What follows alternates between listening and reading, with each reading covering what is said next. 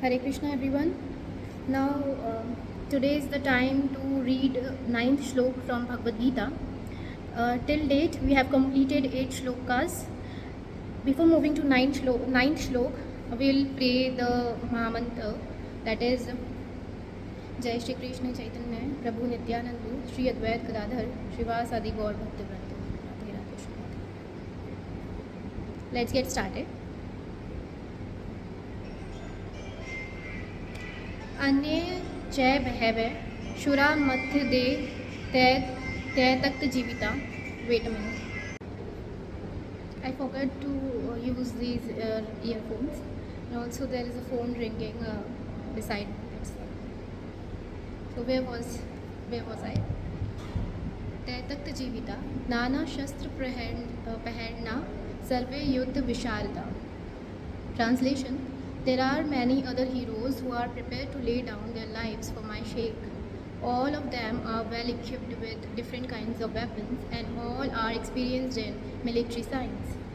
अब जो दुर्योधन है, जो कि कौरवों की साइड में है, तो वो दुर्योधन कह रहे थे कि हमारे पास भी वीर योद्धा हैं, जैसा कि ऊपर अपन ने देखा था वो कर्ण और उन सब के बारे में ना, टेक्स्ट नंबर 8 में अश्वत्थामा विकर्ण ये सब. उसके बाद में वो और कहते हैं कि हमारी जो आर्मी है उसके पास वेपन्स भी हैं, देन वो मिलिट्री साइंस मतलब कि जो ये युद्ध वाली साइंस होती है ना, ठीक है, उसमें भी अच्छी हैं. तो ऐसे बोल रहे हैं कि हाँ भाई हमारे पास भी बहुत अच्छे योद्धा हैं. श्लोक नंबर 10. अपर्याप्तम तत्स्माकं बलम भीष्मभीर्षितं पर्याप्तम त्विद मेतेषां बलम भीमार्भीर्षितम्. अर्थात our strength is immeasurable and we are perfectly protected by grandfather Bhishma, whereas the strength of the Pandavas, carefully protected by Bhim, is limited.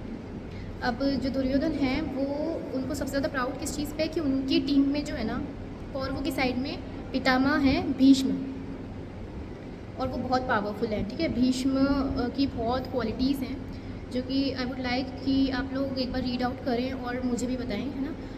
तो दुर्योधन को सबसे ज़्यादा इस चीज़ पे है कि भाई हमारे साइड में तो भीष्म है, वो संभाल लेंगे. ठीक है, उनको एक्सपीरियंस है और उनको आई थिंक कोई मार भी नहीं सकता, या वो बहुत ज़्यादा पावरफुल है. ठीक है, हर चीज़ में वो कह रहे हैं. और वो कह रहे हैं कि पांडवास की तरफ तो भीम है. अब पांडवास की तरफ भीम है मतलब पांडव 5 भाई हैं, जिसमें से जो एक भीम है ना, वो भी पावरफुल है और उनको खाने का बहुत शौक है. ठीक है, भीम को. तो कह रहे हैं पांडवास की तरफ तो भीम है ना, वो इतने पावरफुल नहीं जितना अपन की तरफ जो भीष्म है ना वो पावरफुल है. तो ये दोनों नेम सिमिलर से हैं, तो इसमें कंफ्यूज नहीं हुए हैं, कंफ्यूज मत होना. Now there is explanation given and which you need to read. Of course you have to read it. श्लोक number 11.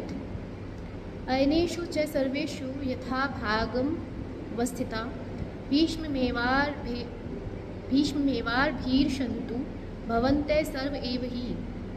Translation: All of you must now give full support to grandfather Bhishma as you stand at your respective strategic points of entrance into the phalanx of the army.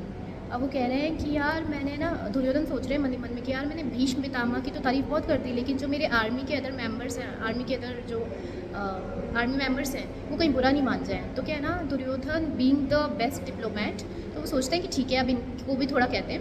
वो कहते हैं कि नहीं, भीष्म पितामह तो है ही, लेकिन आप लोग एज कि वो एजेड हैं, तो आप लोग सब उनके आसपास रहिएगा कि वो अगर एक साइड में इन्वॉल्व होएं, है ना, बैटल फील्ड में अगर एक तरफ लड़ रहे हैं तो आप उनकी हेल्प करिएगा और उनको बचाइएगा.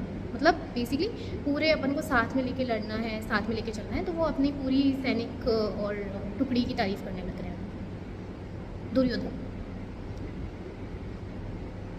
और उनको ये भी है कि जिस तरह से जब द्रौपदी का चीरहरण हुआ था ना, तो जो भीष्म थे और द्रोणाचार्य थे वो चुप रहे थे, उन्होंने ना कौरवों की साइड ली थी देखा जाए तो वो अभी भी ऐसा ही करेंगे और उनको बिल्कुल भी थोड़ा सा भी एक लीनियंसी नहीं हो पांडवास को लेकर के, ऐसा दुर्योधन सोच रहे हैं. और दुर्योधन इसी बात पे खुश है कि हमारी टीम में द्रोणाचार्य हैं, भीष्म हैं, खुश है. श्लोक नंबर 12 भी देखेंगे आज. Let's see.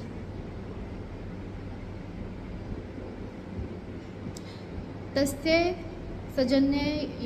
सजन्य हर्षम कुरुवध्य Pitamah सिंहनादम विंधुचे शंगडम दधमो प्रतापवान. Translation. Then Bhishma, the great valiant grandsire of the Kuru dynasty, the grandfather of the fighters, blew his conch shell very loudly, making a sound like the roar of a lion, giving Duryodhan joy. इसका meaning ये है कि जो अब भीष्म हैं उन्होंने अपना जो कॉर्न शेल है वो मतलब कि शंख बजाया है और उससे दुर्योधन को काफ़ी अच्छा महसूस हो रहा है. अब बेसिकली युद्ध स्टार्ट होने को है. ठीक है. और उनकी जो शंख की आवाज़ है वो लॉयन जैसे घुर्राता है ना, दहाड़ता है, वैसे आ रही है. पर to be the ground reality is that even the Bhishma Pitamah और Dronacharya would also know that कि द श्री कृष्ण जिसकी साइड में है वो वाला पक्ष जीतेगा. But then still they tried their best to for the victory of Kauravas because that's their duty. So here we have completed shlok number 12 up to shlok number 12. We are at the page of 56 of Bhagavad Gita, which I have provided from the last 3 videos in the description.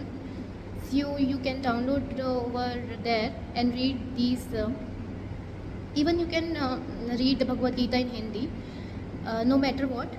But the essence, but the thing is, we all have to know the stories. Chapter number 1. Then we'll further move to chapter 2 and so on. There are total 18 chapters. So Hindi में हो या English में हो, पर हमको पता होना चाहिए कि भगवद गीता में क्या क्या है. ठीक है. भगवद गीता तो मतलब पता होनी चाहिए. So I'm done with this. From tomorrow we'll move to the श्लोक नंबर 30. तब तक के लिए बाय बाय. जय श्री कृष्णा और मुस्कुराते रहिए. Do like, share, subscribe to the channel. Comment down if you find anything to share.